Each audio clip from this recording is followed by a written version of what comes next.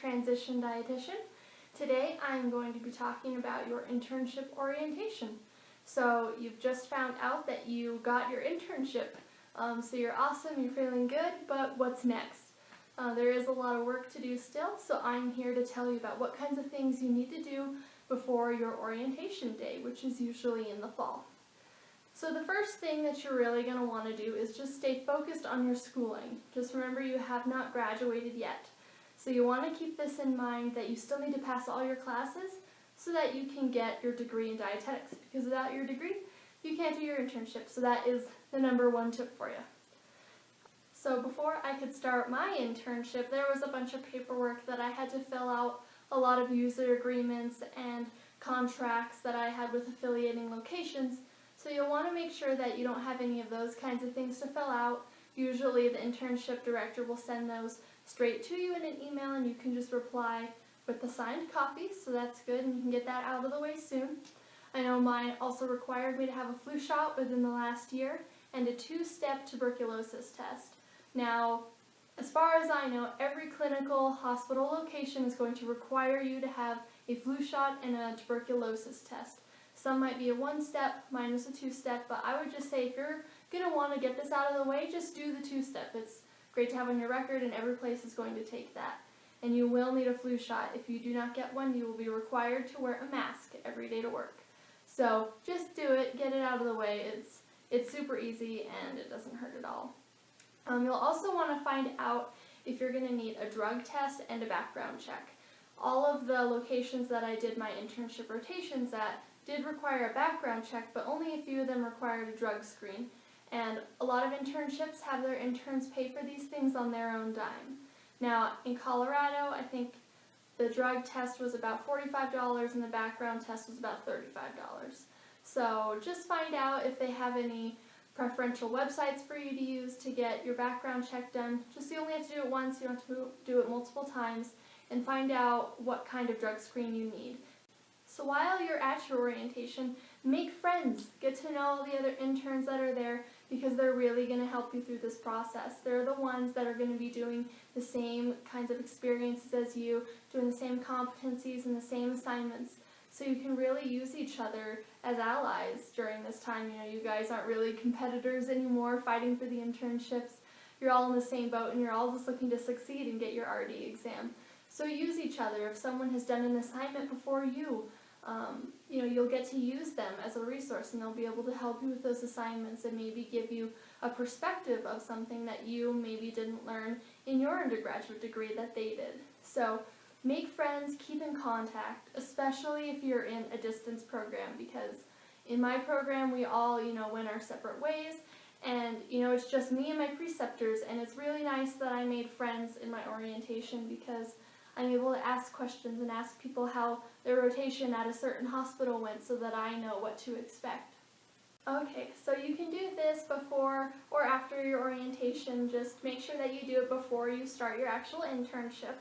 What I found extremely helpful was to organize all of my homework and all of my notes from my past few years of my undergrad into clinical, food service, and community nutrition.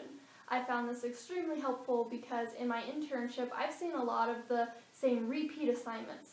And so it's really nice, just to flip back to, that plate waste study that I did my junior year and see, okay, now what did I do? What kinds of steps did I take? Or look back on the notes that your professors gave you regarding a certain kind of sensory evaluation that you could do.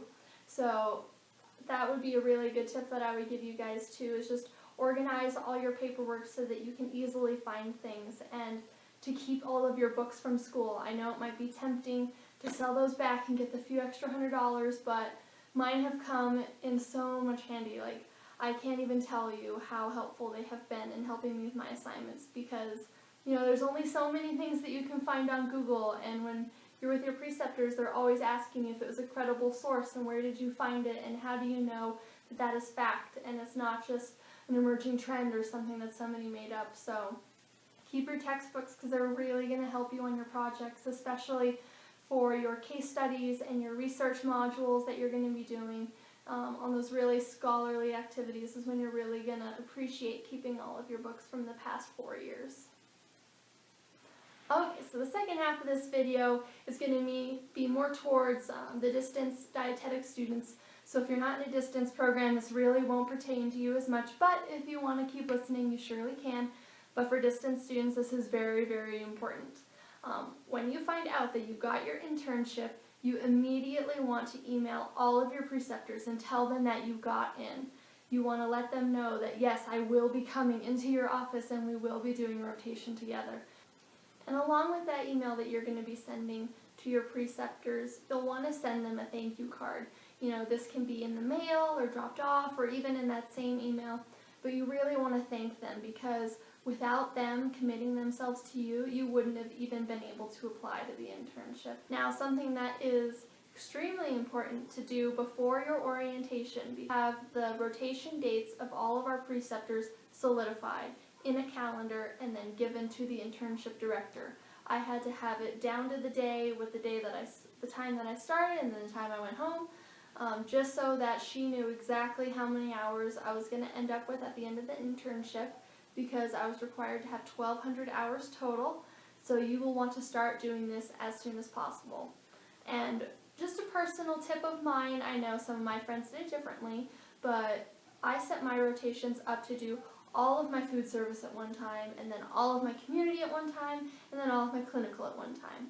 Because after you finish each section, like say you finish your food service, there is a test that you have to take after food service. And for me, I would rather have all of this information just so fresh in my mind when I take this test and submit it to the director, rather than doing, little segments of food service throughout 9 months and then having to recall all of that information. So I just think it's nice and it's kind of helpful, and I set my clinical up at the end. I think that this was a good tip that was given to me by a previous intern at my internship, because she said that that's kind of the stuff that's the hardest to remember, and so you want to keep it the freshest. Because you're going to finish your clinical, and then 3 or 4 weeks after you finish your internship is when you're going to take your RD exam. You don't want to have all your clinical 9 months prior and you've forgotten all the things about all the major diseases and all the vitamins and minerals, and unless clinical was super easy for you to comprehend in class, which it was not for me, then you can set it up whenever. But it's just a personal thing. Now, when you're setting up your stuff for your rotations in the schedule, you're going to want to make sure that you will be working full-time or part-time, whatever you applied for in the dietetic internship. This cannot be changed. You are what you are when you applied. So if you are full-time, I'm pretty sure this is the same for all internships, but you have to work a minimum of 37 hours per week. Now, you can take vacations here and there, but you need to make sure that you will be full-time, or else you're not going to be able to finish your internship and the director's not going to sign up on your schedule. So just make sure that you are scheduling yourself for what you classified yourself as, either full-time or part-time. And as I said earlier, there is going to be some additional paperwork for you to fill out for these internships. Some rotations will tell you need a background check, and you're going to need a drug screen, you're going to need all your immunizations and take these classes, while some of them just say, hey, show up. So you're going to want to email your preceptors about 2 or 3 weeks in advance and ask them, what kinds of paperwork do you need from me? What things should I wear on my first day? Should I bring my laptop my first day? Because you really want to be very prepared. You don't want them to say, okay, well, you're going to be working in this conference room. Do you have your laptop? And you say no, and so you get sent home, and there's 8 hours of the day that you just lost. So you're really going to want to make sure that you are very prepared for your first day. And then after that, it kind of starts to sink in about what things you need to be bringing in on what days, and so that's a good tip for you guys before starting an internship rotation as well. And along the lines of paperwork and things like that for starting your rotations, you're going to want to find out what the dress code is, because at my school nutrition place, we had to dress casual for most of the week, but then on certain days we did have to dress business casual. At the food bank, I can wear jeans and a t-shirt and some boots, whereas in the clinical setting, you have to dress business casual every day. You have to wear the closed-toed shoes, your neckband has to be one of the releasing neckbands for your ID. So there's just a few places that have a lot more strict guidelines for your dress code than others, so you're going to want to find this out before as well. Just because, again, first impressions are key, and you want everybody on your side, because you never know when you're going to need something from somebody at one point, and you want to make sure that everybody likes you and respects you and thinks that you're a good, hardworking person.